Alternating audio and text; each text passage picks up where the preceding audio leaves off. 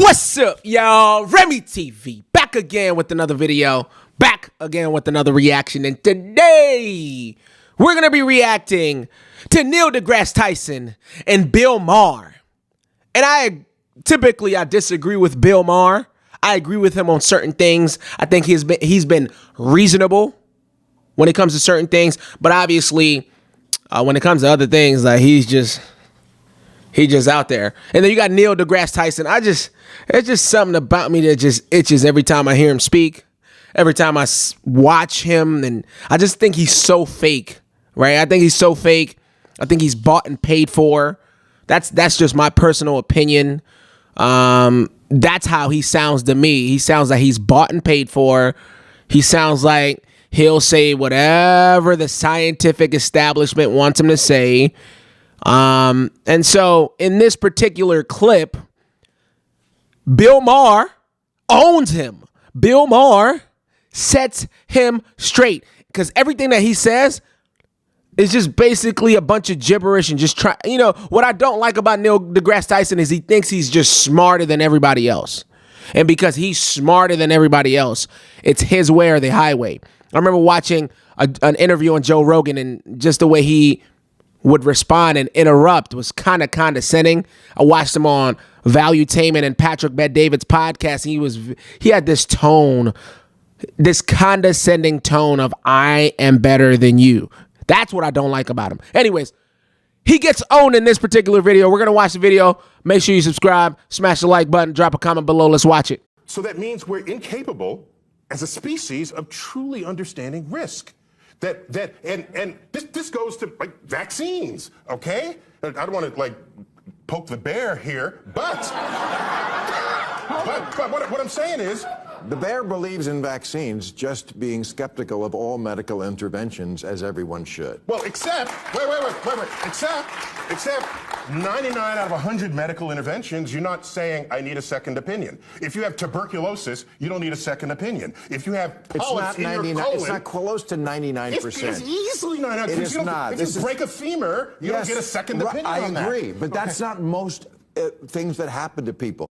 So what? He's saying that if we go to the doctor, or if science says it, or if Dr. Fauci says it, or if anybody from the scientific community says it, we shouldn't get a second opinion. Is that your point? We shouldn't be skeptical? Is that your point? We shouldn't ask why in the hell we are taking so many drugs when about 70+% of Americans are basically taking pills on a daily basis. We shouldn't question that. Over 70% of young men can't even qualify to be in the military. We shouldn't question that. We shouldn't say, hey, maybe something ain't working. Maybe all this medication ain't working. Now, nobody's disagreeing with medicine and how it's helped us, but we could be skeptical, bro. What are you talking about? You sound crazy. Lots of things that happen to people, and I'm thrilled that you don't ever have this happen in your life, but and I hope you never do. But trust me, most people at a certain point in their life will need a second opinion. The second opinion, yes, but that's after you've been through 99 other. I'm trying to put credit back to doctors, where our life expectancy is 3 times what it was 150 years ago, and everyone before 150 years ago but lower than the rest organic, and half of them died before they were 35. Yeah, science matters. Of course it does. But sometimes you don't sound that way. That's what worries me. Well, actually, you're the guy. You're the guy who doesn't understand why the NBA team can't beat the Lakers. So I don't know. You're supposed to be the scientist, and you couldn't even admit that. And as far as medicine goes, I could talk to you this about all day. But again, we do have a party to get to. But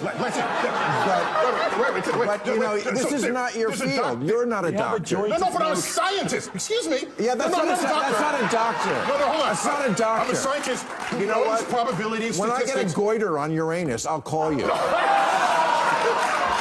don't call me. But when it's time to assess risk, That's something that comes out of the world of probability and statistics, and scientists are trained in that. And so there's a documentary on PBS.org right now that talks about what it means to accept a risk, or to, like in a vaccine. If you don't want to get a vaccine, that's like walking around with a baseball bat, fine. But if you hit someone with it, that's bad. There's a social contract to not infect other people. He's into the science moment. I'm ready to drink wine. Thank you, everybody. Yeah, she had to save him because she figured out that this guy was just tripping. Like, what the hell are you talking about? Like, you have a contract to not hit other people with a baseball bat. What are you talking about? If you get vaccinated, good for you, right? I've been vaccinated. But what I'm saying is the pushing and making people, second-class citizens because they decide not to do it. Like, who the hell are you? It's their choice not to do it, right? So, anyway, Neil deGrasse Tyson, man. Neil deGrasse Tyson, to me, number one, I think he's a hater of Elon Musk. I mean, you're what? What have you ever built? I know you're smart as hell. You're an astrophysicist, smart as hell, in the world of academia. Elon Musk is actually building rockets. Can you do it? What have you built? What company have you built? What have you done to even speak about Elon Musk the way you speak about Elon Musk? What have you done besides theories? Have you even been to space? You're not even an astronaut. I'm just not a fan of Neil deGrasse Tyson at all. At all. I just think he just has this attitude that scientists have all the answers and they just know everything. And it's his way or the highway. And if you disagree, then you're wrong. And he's not willing to hear you out because he looks at everybody else as if they're less than. So, for example, he couldn't explain as a scientist. Neil deGrasse Tyson, as a scientist, couldn't explain why a WNBA team will never beat an NBA team.